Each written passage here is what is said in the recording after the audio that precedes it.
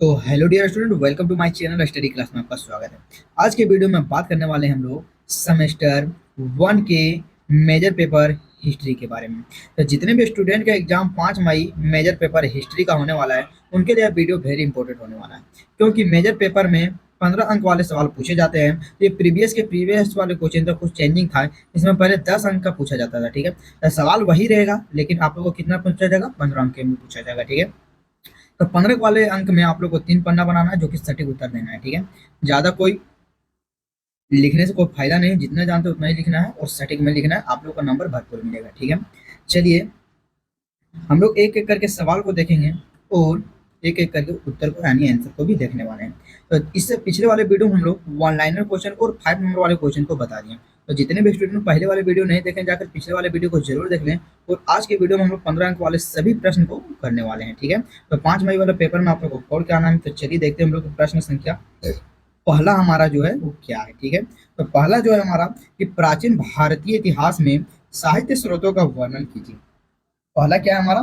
प्राचीन भारतीय इतिहास में साहित्य स्रोतों का वर्णन करना है, यानी कि साहित्य स्रोतों का वर्णन करना है। और दूसरा है हमारा भारतीय काल विभिन्न कालों में भारतीय काल का विस्तारित वर्णन कीजिए, ठीक है।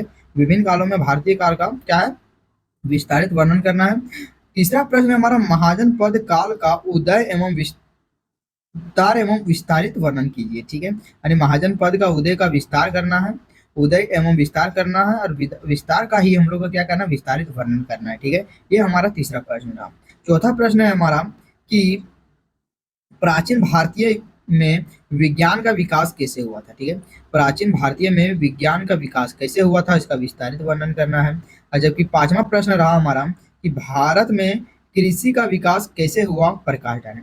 जब भारत में कृषि का विकास जो हुआ कैसे हुआ, उस पर प्रकाश डालना है। तो आज के वीडियो में इन 5 प्रश्न का उत्तर देने वाले हैं, जो कि हमारा हर एक प्रश्न जो रहेगा वो 15 अंक का होने वाला है, ठीक है। तो वीडियो ज़्यादा लंबा होगा तो वीडियो को छोड़कर जाएगा नहीं, और अपने दोस्तों के पास शेयर कर दें। 5 मई वाले पेपर में जितना भी स्टूडेंट का एग्जाम है वो फटाफट वीडियो को जरूर देख लें और पिछले वाले वीडियो को भी जरूर देख लें, ठीक है। चैनल पर नए हो तो चैनल को जरूर सब्सक्राइब करें, ताकि हर तरह का नोटिफिकेशन आपके तक पहुंच पाए, ठीक है। चलिए हम लोग प्रश्न को देख लें, अभी एक एक करके हम लोग उत्तर को देखते हैं। तो ये रहा प्रश्न संख्या 1 का उत्तर, ठीक है। तो चलिए देखते हैं प्राचीन भारत के बारे में जो प्रश्न था उसके बारे में हम लोग देखते हैं कि प्राचीन भारत के विशेष विस्तारित वर्णन करना है, ठीक है। चलिए देखते हैं हमारा प्राचीन भारत क्या है। तो प्राचीन भारत इतिहास को जानने के लिए एक साहित्य स्रोत का अत्यंत महत्वपूर्ण है, ठीक है। प्राचीन भारत इतिहास को जानने के लिए साहित्य स्रोतों का अत्यंत महत्वपूर्ण है, जिन्हें मुख्य रूप से धार्मिक, वैदिक, बौद्ध और जैन और धार्मिक निरपेक्ष की बात करें तो ऐतिहासिक और काव्य और साहित्यों में बांटा गया है, ठीक है। साहित्यों की बात करें तो हमारा हो जाएगा वेद, पुराण और रामायण, महाभारत, अर्थव्यवस्था और विदेशी आचार्यों का विवरण उस काल के सामाजिक और राजनीतिक, धार्मिक और सांस्कृतिक जीवन काल की विस्तारित जानकारी प्रदान क्या करती है? प्रदान करती है, ठीक है। अब हम लोग ये हमारा रहा परिभाषा, जो कि डिफिनेशन के रूप में आप लोग को लिखना है परिचय में। तो अब हमारा रहेगा प्राचीन भारत के प्रमुख साहित्य स्रोतों को निम्नलिखित प्रकार में कैसे जो वर्णन किया गया है उसके बारे में हम लोग देखेंगे। पहला हो जाएगा हमारा वैदिक साहित्य, जो कि वेद के बारे में बात किया गया है। वेद की जब बात करें हम लोग तो ऋग्वेद, यजुर्वेद, सामवेद और अथर्ववेद सबसे पुराने साहित्य स्रोत जो में आर्यों और सामाजिक और धार्मिक जीवन को दर्शाता है, ठीक है। सबसे पुराने की जब बात करें तो हमारा वेद हो जाएगा। पहला हो जाएगा ऋग्वेद, यजुर्वेद, सामवेद और अथर्ववेद, 4 वेद हो जाएंगे। ये हमारा वैदिक साहित्य हो जाएगा। दूसरा हो जाएगा हमारा पुराण और महाकाव्य। पुराण और महाकाव्य 18 पुराणों में ऐतिहासिक वंशावली मिलती है। 18 पुराणों में ऐतिहासिक वंशावली मिलती है। और रामायण और महाभारत जिन्हें इतिहास भी कहा जाता है, क्या है? रामायण और महाभारत जिन्हें हम लोग क्या कहते हैं? इतिहास भी कहा जाता है। और प्राचीन भारतीय समाज और सांस्कृतिक और राजनीतिक विशाल का कोष है, क्या है? राजनीतिक विशाल का एक कोष है। अब हम लोग अगले पॉइंट में बढ़ते हैं। तो अगला पॉइंट हमारा बौद्ध और जैन का साहित्य, बौद्ध और जैन का साहित्य, ठीक है। तो बौद्ध ग्रंथ त्रिपिटक है। बौद्ध ग्रंथ क्या है? त्रिपिटक है, जिसमें हमारा सूत पिटक आ जाएगा, विनय पिटक आ जाएगा और अभिधम पिटक आ जाएगा। 3 प्रकार के पिटक हैं, जिसमें हमारा सूत पिटक आएगा, विनय पिटक आ जाएगा और अभिधम पिटक आ जाएगा। और जैन ग्रंथ की बात करें तो आगमन में तत्कालीन समाज और धर्म, महाजन पदों के बारे में जानकारी देती है। क्या देती है? महाजन पदों के बारे में जानकारी देती है। अगला पॉइंट की बात करें तो हमारा धर्मनिरपेक्ष का साहित्य हो जाता है। धर्मनिरपेक्ष की बात करें तो कौटिल्य का अर्थव्यवस्था हो जाता है। और कौटिल्य की अर्थव्यवस्था की बात करें तो मौर्यकालीन राजनीतिक और प्रशासन का एक क्या है, प्रशासन का एक प्रमुख स्रोत है। कौटिल्य अर्थव्यवस्था की बात करें तो हमारा मौर्यकालीन राजनीति और प्रशासन की क्या है, एक प्रमुख स्रोत है। अगला हमारा पॉइंट है कि ऐतिहासिक ग्रंथ। ऐतिहासिक ग्रंथ की बात करें तो कलहन की रंजित गिनी, कलहन की रंजित गिनी की बात करें तो कश्मीर का इतिहास की बात करें तो जो भारत में इतिहास लेखन की सबसे महत्वपूर्ण कड़ी माना जाता है। क्या आता है, भारत में सबसे महत्वपूर्ण कड़ी माना जाता है, जिसमें वाना भट्ट का हर्ष चरित्र भी प्रमुख है। क्या है, वाना भट्ट का क्या है, एक हरीश चरित्र भी क्या है, एक प्रमुख है। ठीक है। अगला पॉइंट की बात करें, नाट्य साहित्य की बात करें तो नाट्य में हमारा आ जाएगा कालिदास के नाटक, जो कि अभिज्ञान और संकुलतलम संकुतलम आदि अन्य तत्कालीन समाज और राजनीतिक पर प्रकाश डालते हैं। क्या होता है, राजनीतिक पर हमारा प्रकाश डालते हैं। ठीक है। अगला पॉइंट है हमारा विदेशी यात्रियों का विवरण। विदेशी यात्रियों का जो विवरण है वो कैसे किया जाता था उसके बारे में तो देखते हैं। फाहियान, फाहियान जो कि गुप्त काल का था। क्या था, फाहियान जो गुप्त काल का था। और हुएन संग, हु एन संग की बात करें तो हर्षवर्धन काल का था, जो कि इंती सिंह के विवरणों को भारतीय समाज और संस्कृति को जानकारी मिलती है। जब ये साहित्य स्रोतों और पुरातात्विक अक्षयों के साथ मिलकर प्राचीन और भारत के इतिहास को पूर्ण निर्माण करने की महत्वपूर्ण भूमिका निभाते हैं। ये रहा जो हमारा पहला प्रश्न रहा। ठीक है। पहला प्रश्न का उत्तर था, ये 15 नंबर में पूछा गया सवाल और पूछेगा ही पूछेगा, तो आप लोग को प्रश्न को पूरा फुल वॉच करके जाना है और समझ कर जाना है। अब हम लोग प्रश्न संख्या दूसरे की ओर बढ़ते हैं। तेरह प्रश्न संख्या दूसरा, हमारा प्रश्न संख्या दूसरा क्या था कि विभिन्न कालों को भारतीय कला में विस्तारित वर्णन करना है। ठीक है। तो चलिए देखते हैं कि विभिन्न कला को भारतीय कला में कैसे विस्तारित वर्णन करते हैं। तो हमारा देखते हैं, भारतीय कला का इतिहास हजारों वर्ष से अधिक पुराना है, जो प्राग ऐतिहासिक और शैल चित्रों और भीमबेटका से शुरू होकर आज की आधुनिक कला तक विकसित हुआ है।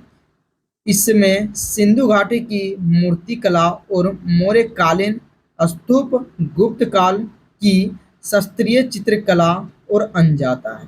क्या है, अनजाता है। भव्य मधुगिन और मंदिर में मुगल कालीन और लघु चित्रों और ब्रिटिश काल के पश्चिम शैलियों का अद्भुत मिश्रण है। क्या है, पश्चिम शैलियों का क्या है, अद्भुत मिश्रण है। ये हमारा डिफिनेशन हो जाएगा। और अब देखते हैं आप हम लोग कि विभिन्न कालखंडों में भारतीय कला का विस्तारित वर्णन, विभिन्न काल में भारतीय कला का विस्तारित वर्णन कैसे है उसके बारे में हम लोग एक एक करके देखते हैं। ठीक है। पहला हो जाएगा हमारा प्राग ऐतिहासिक काल। प्राग ऐतिहासिक काल की बात करें तो भारतीय कला की शुरुआत प्राग ऐतिहासिक काल से होती है, जिसमें भीमबेटका यानी मध्य प्रदेश की गुफाओं से बने चित्र प्रमुख, जो 5500 ईसा पूर्व से भी पुराने हैं। यहाँ शिकार और जानवरों और बारहसिंगा हाथी और अन्य नृत्य के दृश्य लाल, गेरू और सफेद रंगों के चित्रकार चित्रित मिले हैं। ठीक है। अगला पॉइंट है हमारा कि सिंधु घाटी सभ्यता, जो कि कब 2500 से 1700 ईसा पूर्व के बीच में है। ठीक है। इस काल में उन्नत थी कि यहाँ टेराकोटा की मूर्तियां और मिट्टी की अलंकृत बर्तन और मुहावरे और कांसे की नर्तकी की मूर्ति मिली थी। ठीक है। सिंधु घाटी सभ्यता में क्या मिली थी, टेराकोटा की मूर्तियां मिली थी और मिट्टी के अलंकृत बर्तन भी मिले थे, यानी मिट्टी से बनाए गए जो बर्तन थे वो भी मिली थी। और कांसे की नर्तकी यानी नाचते हुए मूर्तियों की भी कोई भी प्रतिमा मिली थी। ठीक है। अब अगला हमारा पॉइंट है कि मौर्य काल। मौर्य काल क्या थे, 4 से 220 शताब्दी ईसा पूर्व थी, जो कि मौर्य काल में हमारा राजकीय संरक्षण मिला था और सम्राट अशोक द्वारा निर्मित स्तंभ, सारनाथ का शीर्ष और स्तूप का सांची, जो गुफाओं को बराबर गुफाएं में वास्तुकलाएं शुरुआत हुई है। क्या हुआ, वास्तुकला की शुरुआत हुई है। देखिए इसमें बहुत सारा पॉइंट है, तो आप लोगों को घबराने का जरूरत नहीं। हर पॉइंट को बारे में हल्का हल्का समझ लीजिए और एग्जामिनेशन हॉल में अगर सवाल आता है तो जाकर फोड़ दीजिए। ठीक है।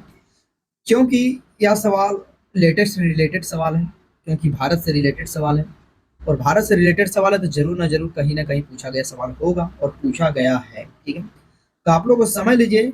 अब हम लोग देखते हैं कि मौर्योत्तर काल, मौर्योत्तर काल जो है वह 2 शताब्दी ईसा पूर्व से 3 शताब्दी ईसा पूर्व तक की बात है। इस काल में गंधार, यूनानी, रोमन के प्रभाव और मथुरा देशी शैली कला शैलियों का विकासन हुआ है।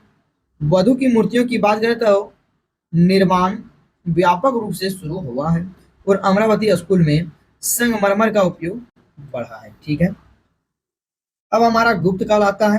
गुप्त काल में भारतीय काल के चरमोत्कर्ष मूर्ति काल की जीवंतता आई और वस्तु काल में मंदिरों का निर्माण शुरू हुआ है। अंजता गुफाओं की बात करें तो भित्ति चित्र किसी भी कला का भी उत्कृष्ट चित्रकला है और बौद्ध जातक कथाओं का एक दर्शाती है। ठीक है, अगला हमारा मध्यकालीन कला जो कि दक्षिण भारत की बात है।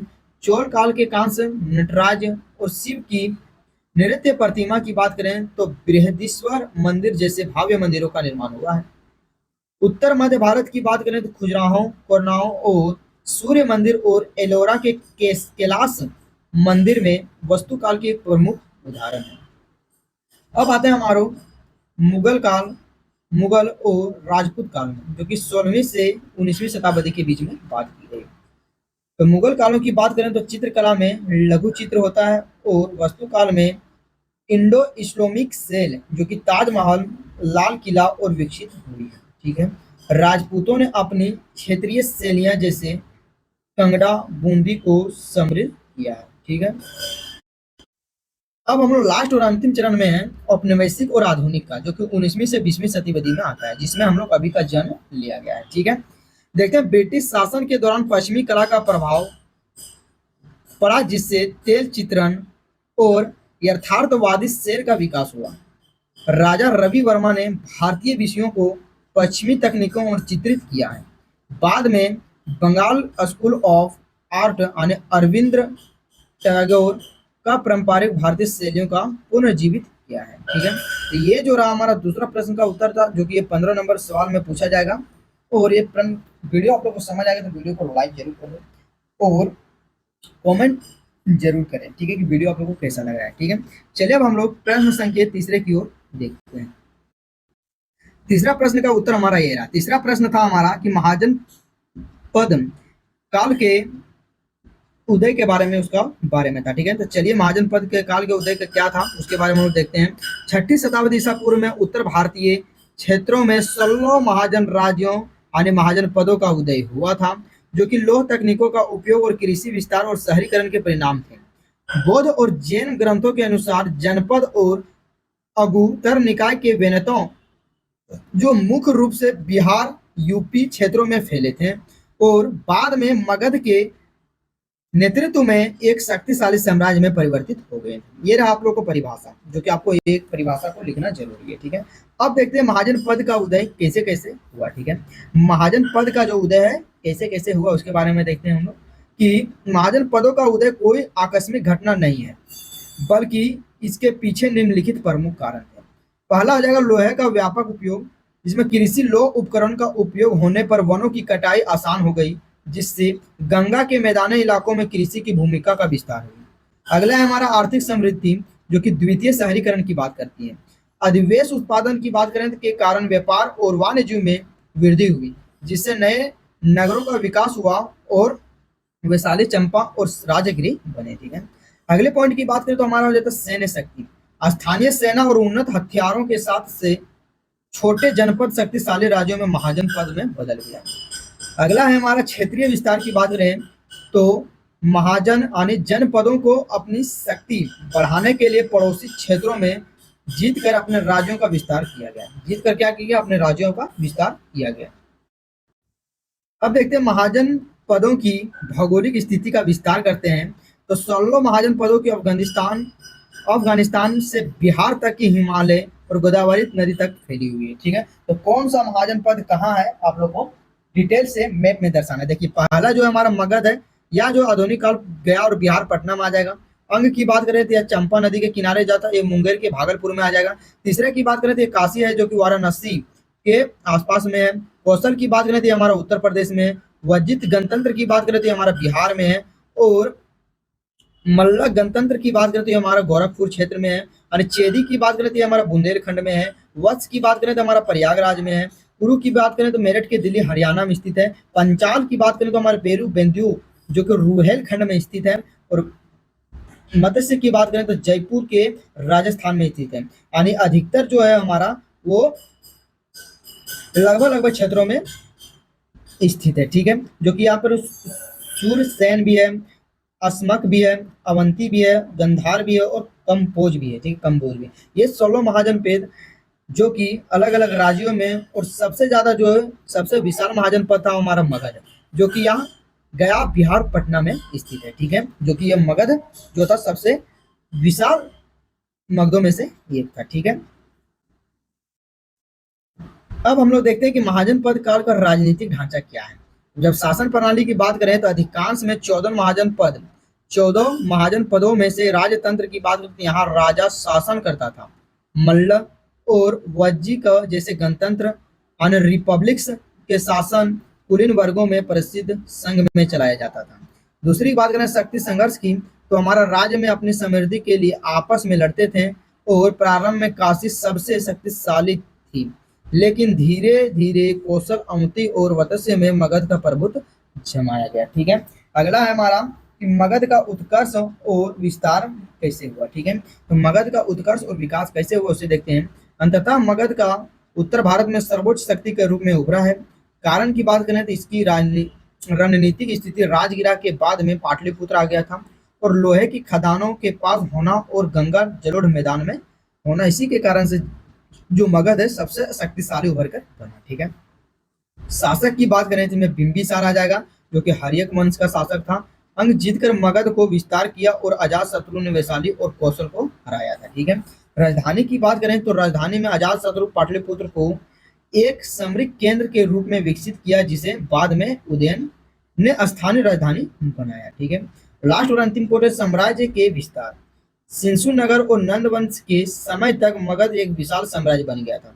शिशुनाग और नंद वंश के समय में मगध एक विशाल राज्य बन गया था, और जिसने 325 ईसा पूर्व में अन्य महाजनपद को आत्मसत्ता कर लिया था। ये जो रहा था आपका प्रश्न संख्या तीसरा का उत्तर रहा था। अब हम लोग प्रश्न संख्या चौथे की ओर देखते हैं।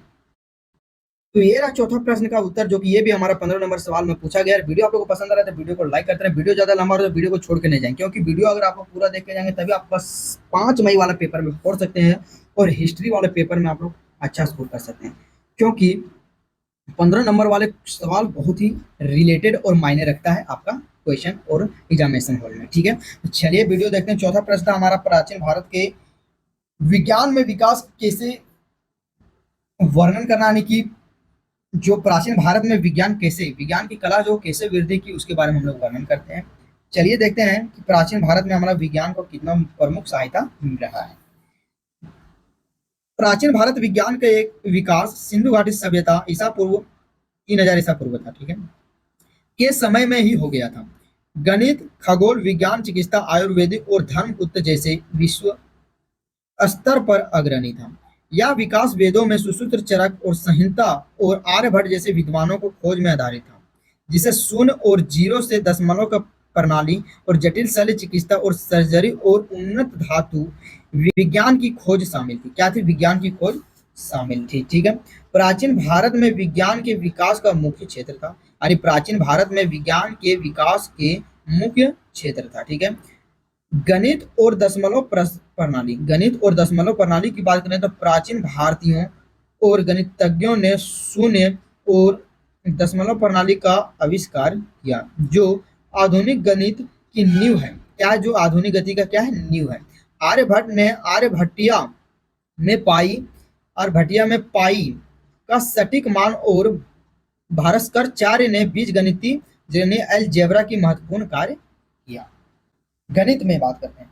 अब हम लोग विज्ञान की बात करते हैं, तो खगोल विज्ञान में बात करते हैं तो आर्यभट्ट ने सिद्ध किया कि पृथ्वी अपनी धुरी पर घूमती है। क्या? तो पृथ्वी अपनी धुरी पर घूमती है, और सूर्य ग्रहण, चंद्र ग्रहण, राहु केतु के बजाय पृथ्वी चंद्रमा के छाया को कारण होती है।